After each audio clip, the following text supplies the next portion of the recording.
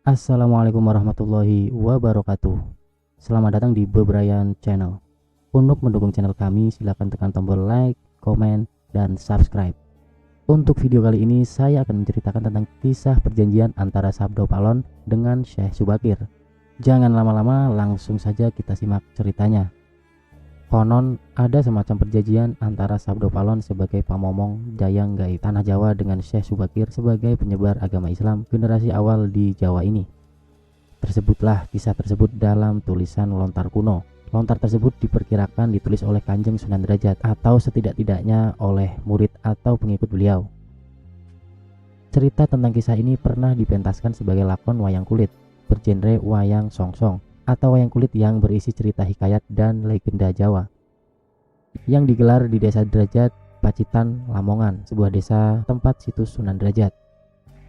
Kisah diawali dengan adanya persidangan di Istana Kesultanan Turki Utsmania di Istanbul yang dipimpin langsung oleh Sultan Muhammad I. Persidangan kali ini membahas mimpi sang sultan.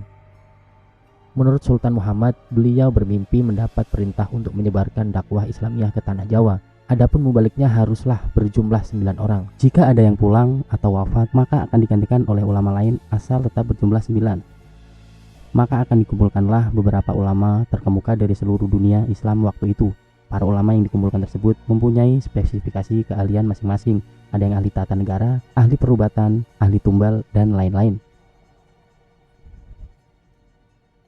Titah dari Baginda Sultan Muhammad kepada mereka adalah perintah untuk mendatangi tanah Jawa dengan tugas khusus, yaitu penyebaran agama Islam. Di bawah ini adalah dialog antara Sabdo Palon dengan Syekh Subakir yang terjadi di atas Gunung Tidar. Syekh Subakir adalah salah satu ulama yang diutus Sultan Muhammad untuk menyebarkan agama Islam di tanah Jawa ini. Adapun keahlian Syekh Subakir adalah dalam bidang membuat dan memasang tumbal. Dialog yang penulis turunkan ini adalah dialog versi imajiner yang penulis oleh dari hikayat tersebut dengan bahasa penulis sendiri. Syekh Subakir, Kisanak, siapakah Kisanak ini? Tolong jelaskan. Sabdo Palon menjawab, aku ini Sabdo Palon, pamomong atau penggembala tanah Jawa sejak zaman dahulu kala. Bahkan sejak zaman kedewataan para dewa, akulah pamomong para kesatria leluhur. Dulu aku dikenal sebagai Sang Hyang Ismoyo Jati, lalu dikenal sebagai Ki Luhur Semar Sabdonoyo, dan sekarang zaman Majapahit ini namaku dikenal sebagai Sabdo Palon. Kemudian Syekh Subakir menjawab, oh, berarti Kisanak ini adalah danyang atau penguasa tanah Jawa ini. Perkenalkan Kisanak, namaku adalah Syekh Subakir, berasal dari tanah Syam, Persia. Sabdo Palon, ada hajat apa gerangan jangan diko Anda rawuh atau datang di tanah Jawa ini? Syekh Subakir, saya diutus Sultan Muhammad yang bertahta di negeri Istanbul untuk datang ke tanah Jawa ini. Saya tiadalah datang sendirian, kami datang dengan beberapa kawan yang sama-sama diutus oleh Baginda Sultan. Sabdo Palon, ceritakanlah selengkapnya Kisanak, supaya aku tahu duduk permasalahannya. Syekh Subakir, baiklah. Pada suatu malam, Baginda Sultan Muhammad bermimpi menerima wisik atau ilham. Wisik dari Hyang Akaryo Jagat, Gusti Allah, Zat yang Maha Suci lagi Maha Luhur. Diperintahkan untuk mengutus beberapa orang alim ke tanah Jawa ini. Yang dimaksud orang alim ini adalah bangsa pendita, Brahma, dan Resi di tanah Hindu. Pada bahasa kami disebut ulama. Sabdo Palon, jadi Jengan Diko ini termasuk ulama itu tadi? Syekh Subakir menjawab, ya, saya salah satu dari utusan yang dikirim Baginda Sultan. Adapun tujuan kami dikirim kemari adalah untuk menyebarkan pewarah suci atau ajaran suci, amedar agama suci, yaitu Islam. Sabdo Palon, bukankah Kisanak tahu bahwa di tanah Jawa ini sudah ada agama yang berkembang, yaitu Hindu dan Buddha yang berasal dari tanah Hindu? Buat apa lagi Kisanak menambah dengan agama yang baru lagi? Syekh Subakir, biarkan Kawulo Dasih atau rakyat yang memilih keyakinannya sendiri. Bukankah Kisanak sendiri sebagai danyangnya tanah Jawa lebih paham bahwa sebelum agama Hindu dan Buddha masuk ke tanah Jawa ini, di sini pun sudah ada kapitayan atau kepercayaan.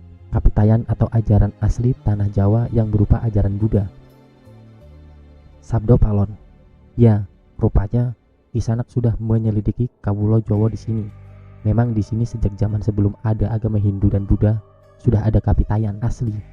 Kapitayan adalah kepercayaan yang hidup dan berkembang pada anak cucu di Nusantara ini. Syekh Subakir, jika berkenan, tolong ceritakan bagaimana kapitayan yang ada di tanah Jawa ini. Sabdo Palon menjawab, secara ringkas kepercayaan Jawa begini, manusia Jawa sejak dari zaman para leluhur dahulu kala meyakini ada Sang Maha Kuasa yang bersifat tan keno dinoyo ngopo. Tidak bisa digambarkan bagaimana keadaannya, dialah pencipta segala-galanya. Bawono Agung dan Bawono Alit, jagat besar dan jagat kecil, alam semesta dan alam manusia. Wong Jawa meyakini bahwa Dia yang Maha Kuasa ini dekat, juga dekat dengan manusia. Dia juga diyakini berperilaku sangat welas asih. Dia juga diyakini meliputi segala sesuatu yang ada. Karena itu masyarakat Jawa sangat menghormati alam sekelilingnya.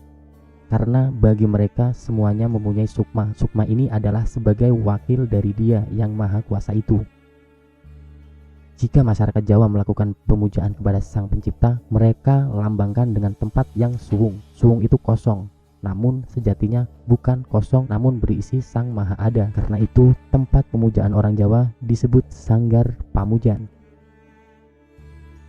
Di salah satu bagiannya dibuatlah sentong kosong atau tempat atau kamar kosong untuk arah pemujaan, karena diyakini bahwa di mana ada tempat suwung, di situ ada yang maha berkuasa.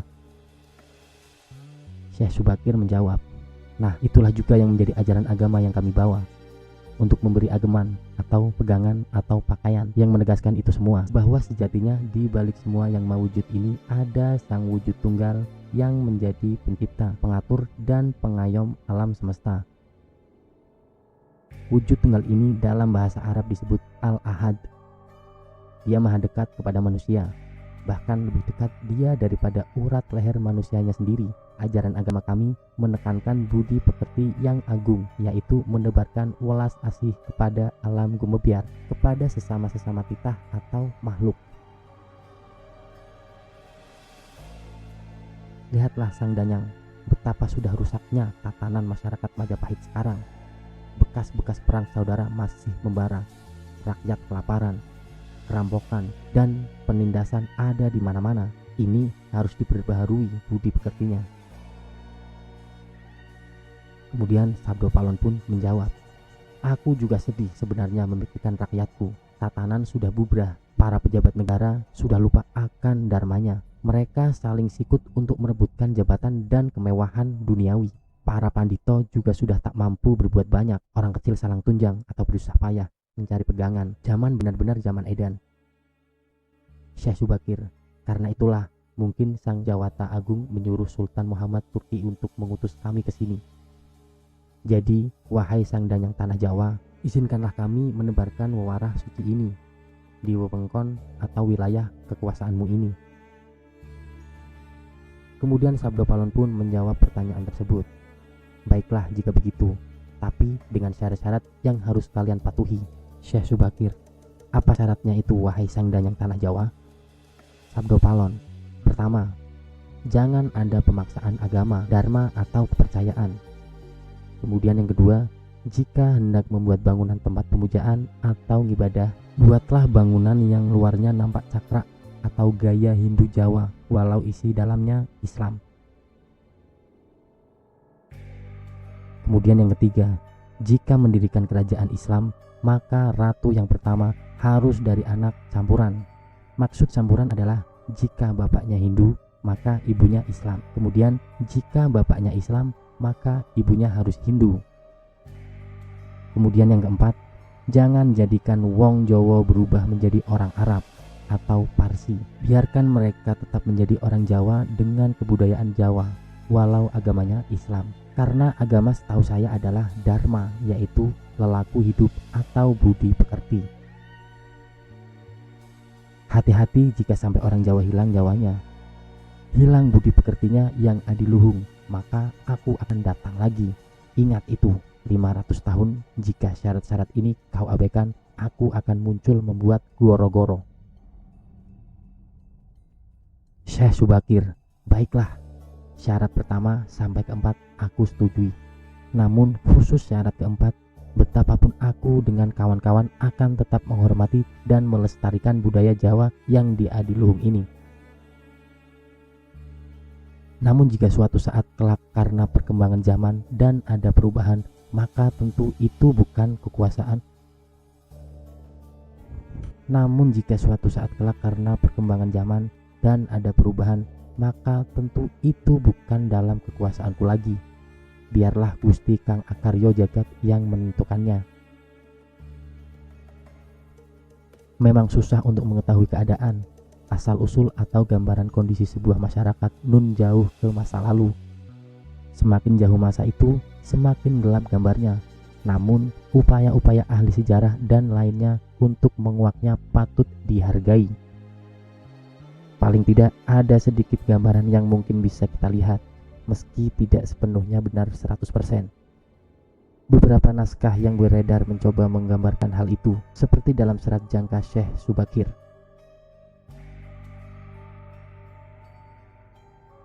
Sampun sangang ewu warso, inggih wonten pulo mriki, ditukuh ing hardi tidar, saweg antuk sewu warsi, langkung taun puniki Syekh Subakir gawa angkrungu, dika niku wong napa tak ayekti janmi, umur dika dene tak kaliwat-liwat, yang artinya antara lain, sudah 9.000 tahun ya, saya sudah ada di pulau ini, di pedusunan di Gunung Tidar, tapi baru 1000 tahun berjalan. Di sini Syekh Subakir heran mendengarnya. Engkau ini makhluk apa? Apa benar manusia? Kok usianya luar biasa? Demikian perkenalan Semar dengan Syekh Subakir. Selama ribuan tahun ini, Semar bertapa di Gunung Merbabu dan tidak mengetahui keadaan manusia di Jawa. Gambaran tentang kondisi Pulau Jawa juga digambarkan dalam serat tersebut, penuh dihuni oleh demit, jin, genderuwo, bekasaan, dan sejenisnya. Bahkan beberapa utusan dari negeri Rum sebelum Syekh Subakir dimakan demit, binatang demit. Dari serat ini ditegaskan bahwa Raja Rum mendapat petunjuk untuk mengisi Pulau Jawa. Jeng Sultan Rum Kang Winarni, angsal sasmitaning sukmo, dinawuhan angisani manungsa Pilo Jawi. Syekh Subakir mengambil orang-orang keling untuk dibawa mengisi Pulau Jawa sebanyak 2 laksa atau 20.000 keluarga. Dari serat ini, maka yang mengisi atau menjadi penghuni Pulau Jawa adalah dari bangsa keling yang dibawa oleh Syekh Subakir. Padahal dalam naskah itu pula Semar adalah manusia.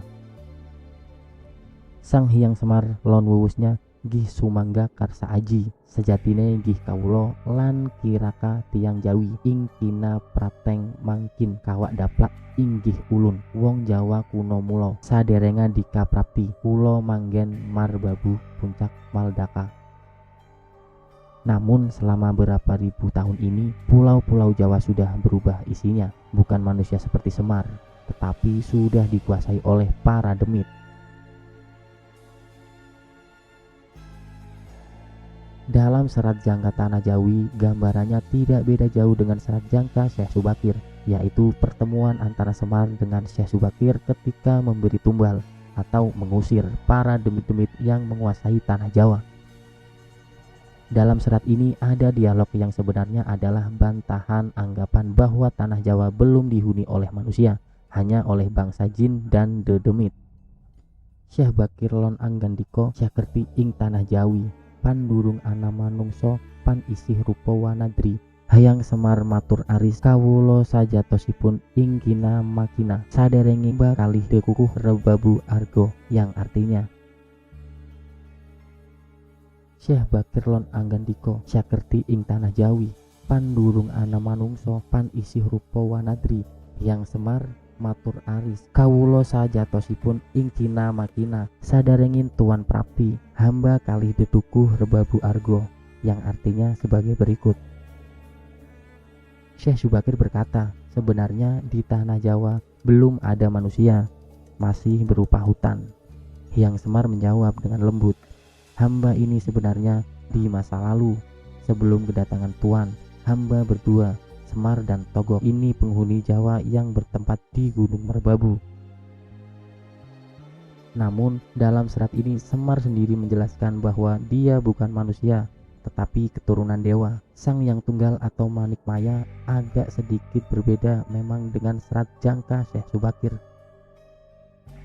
Namun pada intinya bahwa Semar dan Togog di masa lalu adalah penghuni Pulau Jawa. Apakah hanya mereka berdua? Tentu ini bisa disinkronkan dengan sumber-sumber lain, misalnya Babat Demak Pesisir yang menerangkan silsilah orang tua Sang Yang Tunggal adalah Sang Yang Wenang, putra dari Sang Yang Wening, putra dari Sang Yang Nurasa, putra dari Sang Yang Nur Cahyo atau Syahid Anwar, putra dari Nabi Sis. Dalam versi lain, Sang Yang Wening dan Wenang adalah satu pribadi. Namun dalam Babat Demak Pesisiran, nama Semar tidak muncul sebagai anak Sang Yang Tunggal. Disinilah letak gelapnya lagi. Semar di satu sisi mengaku anak Sang Yang Tunggal. Dalam Serat Jangka Tanah Jawi, Semar adalah keturunan dari Nabi Sis jika digabungkan Babat Demak Pesisiran karena anak dari Sang Yang Tunggal. Demikian pula dalam Babat Tanah Jawa, Semar dan Togog ini menjadi penderek Raden Palasara yang merupakan keturunan dari Syahid Anwar. Dalam Babat Tanah Jawa, Palasara merupakan cikal bakal leluhur Jawa, di mana kemudian Kurawa, Pandawa adalah bagian dari keturunannya. Ini menjadi terbalik bahwa kisah Mahabharata itu mulanya dari Jawa. Dalam Serat Babat Demak Pesisiran, Nabi Ibrahim itu berbeda dengan Batra Brahma. Nabi Ibrahim berada pada garis silsilah Syahid Anwar, saudara Syahid Anwar. Batra Brahma adalah keturunan dari Syahid Anwar.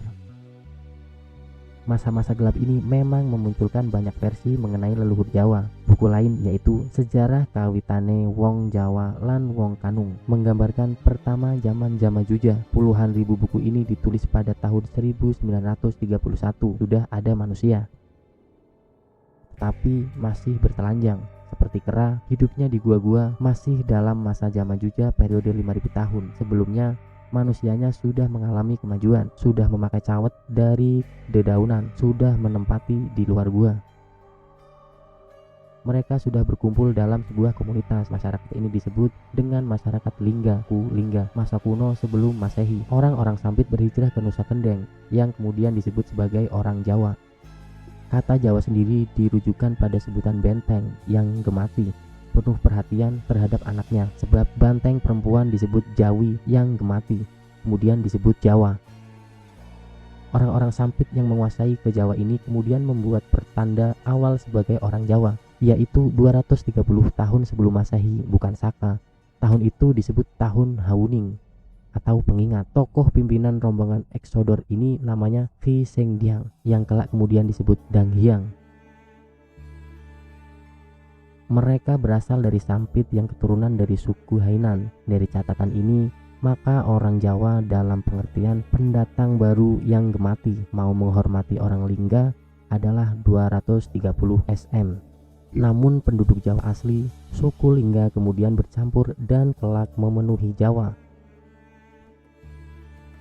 Dengan demikian, mulainya peradaban Jawa itu 230 SM karena adanya kebudayaan Hainan yang dibawa, sementara suku Lingga yang masih tertinggal hidup di gua, hutan dan bergantung pada alam belum disebut sebagai orang Jawa. Ini tentu berbeda dengan versi Serat Jangku Syekh Subakir dan Serat Jangka Tanah Jawi. Jika kita lihat kedatangannya Syekh Subakir di Tanah Jawa dari sumber lain sekitar tahun 1404. Jika berasumsi bahwa sebelum tahun itu Tanah Jawa tak ada manusianya, maka akan muncul banyak persoalan. Bagaimana dengan kerajaan Singosari, Kediri, dan lain-lainnya yang sebelumnya ada? Tentu membaca Serat Jangka Syekh Subakir dan Serat Jangka Tanah Jawi ini tidak bisa seleterlek ini. Mungkin butuh analisis simbol, semiotik, hermeneutik, dan lain sebagainya agar mendapat pemahaman yang lebih luas. Sebab Serat Jangka itu pesan besarnya adalah mengenai prediksi masa depan Jawa dalam periodisasi tertentu, bukan membahas asal-usul bangsa Jawa. So, masih terbuka lebar untuk penelitian yang lebih jauh dan mendalam siapa sebenarnya leluhur orang Jawa di masa lampau sekali. Tentu tidak akan ditemukan jawaban tunggal, sebab sebuah masyarakat terdiri dari berbagai unsur, keluarga, dan sebagainya. Maka akan dimungkinkan banyak sekali versi. Kembali lagi bahwa kata Jawa itu bisa diartikan gemati, perhatian, menghargai, menyayangi, Jadi siapapun mereka bisa melakukan itu semua di Pulau Jawa ini akan menjadi leluhur Jawa, entah dia dari belahan dunia manapun. Dan selesai. Terima kasih sudah menonton video kami. Jangan lupa like, komen, dan subscribe. Wassalamualaikum warahmatullahi wabarakatuh.